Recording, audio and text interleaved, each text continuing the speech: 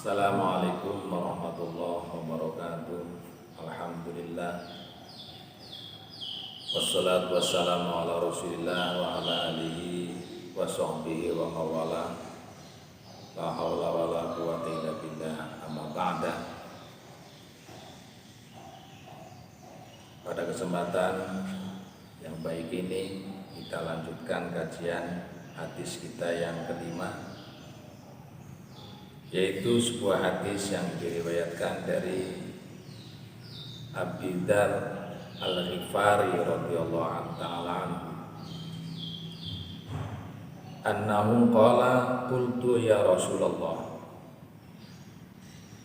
Annahu teman setune Abu Dzar Al-Ghifari iku kala nika sapa Abu Dzar qultu ngucap sapa ingsun ya Rasulullah, duh utusane Allah, alimni kula aturi mulang sapa panjenengan ingsun ngamalan ing amal yuqarribuni kang merekaken apa amal ing ingsun ilal jannati maring swarga wa yubaiduni lan netuhaken apa amal ing ingsun minan nari saking neraka.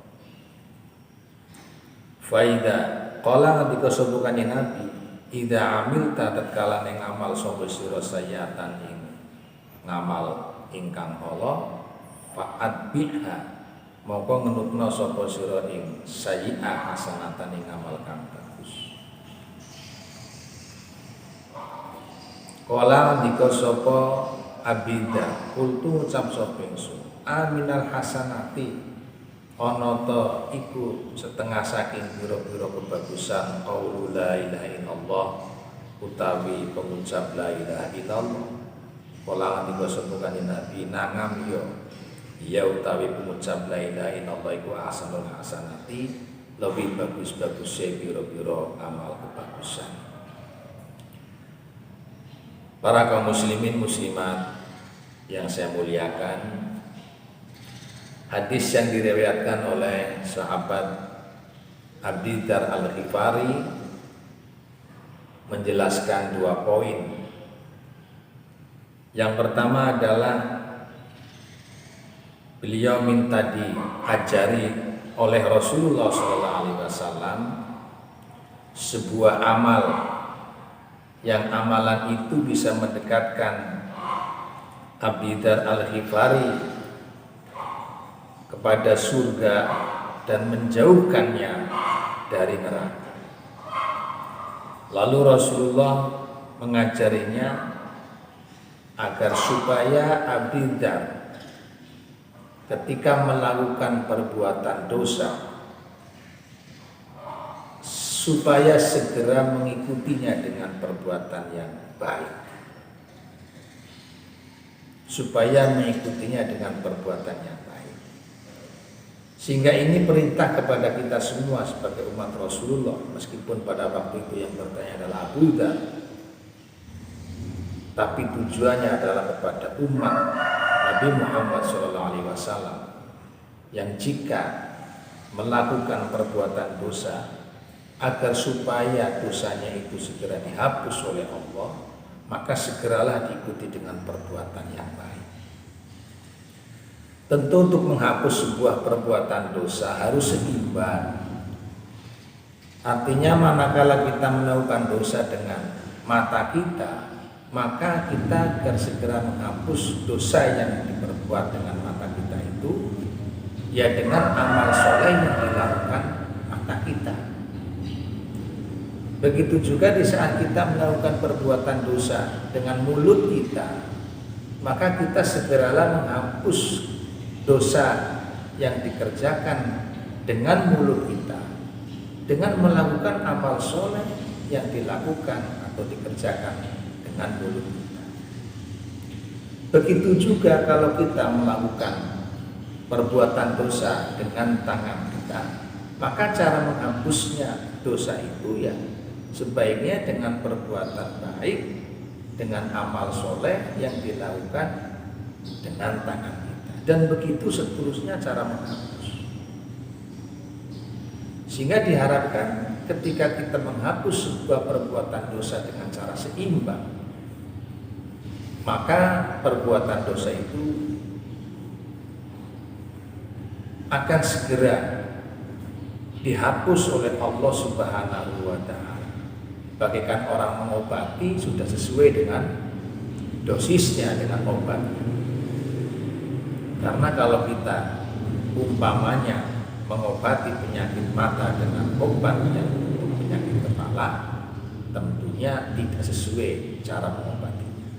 Karena sesungguhnya kalau kita ibaratkan dosa bagaikan penyakit dan pahala atau amal kebaikan itu bagaikan obatnya. Ketika penyakit itu ada di mata, maka obatnya juga harus perbuatan baik yang dikerjakan melalui mata, dan itu seterusnya. Lalu sahabat Abu Dzar Al-Ghifari itu bertanya kepada Rasulullah, apakah termasuk perbuatan baik atau amal soleh yaitu mengucapkan kalimat la ilaha illallah? Dijawab oleh Rasulullah, iya, mengucapkan kalimat la ilaha illallah adalah sebaik-baiknya amal soleh. Ini poin yang kedua yang ada dalam hadis ini, menunjukkan bahwa kalimat la ilaha illallah adalah merupakan kebaikan yang paling utama dibanding daripada kebaikan-kebaikan yang ada. Dalam kaitannya ini ada sebuah hikayah.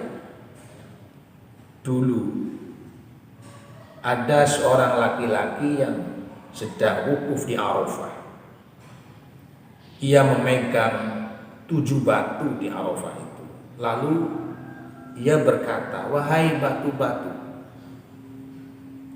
saksikanlah aku di sisi Tuhanku bahwa sesungguhnya aku bersaksi tidak ada Tuhan selain Allah dan Muhammad adalah utusan Allah. Kemudian orang ini tidur, dan di dalam tidurnya dia mimpi seolah-olah hari kiamat itu telah tiba. Lalu di situ ada proses hisab amal manusia, termasuk dia dihisab pada saat itu. Namun hasilnya dia adalah ditetapkan sebagai ahli neraka oleh Allah. Kemudian para malaikat azab membawanya ke pintu neraka. Namun ketika sampai di depan pintu neraka, tiba-tiba ada salah satu batu dari 7 batu yang digenggam di Arafah itu menutup pintu neraka. Lalu para malaikatul azab itu berkumpul menyingkirkan satu batu itu yang ada di depan pintu neraka. Namun mereka tidak mampu, tidak kuat menyingkirkan batu itu. Lalu orang ini dibawa lagi ke pintu neraka yang lain. Dan ketika sampai di pintu neraka yang lain, di situ juga terdapat satu buah batu dari 7 batu yang ada di Arafah itu yang menutup pintu neraka itu. Lalu para malaikat pun berusaha untuk menyingkirkan satu batu itu, namun tidak berhasil. Mereka tidak mampu menyingkirkan satu batu itu. Lalu dibawalah orang ini ke pintu neraka yang lain.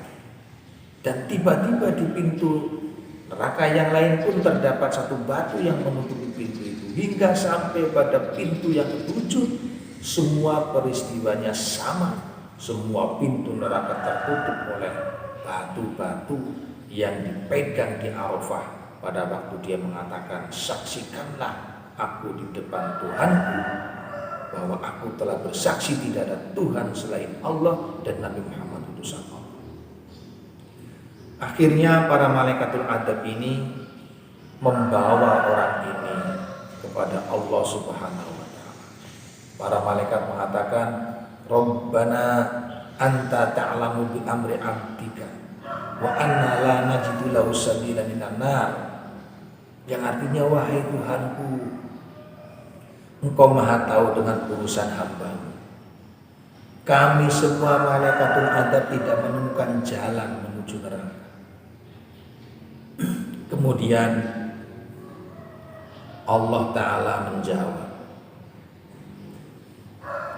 Ya abdi ashhadta al-ahjar falam tudayyi haqqaka fa kaifa udayyi'u ana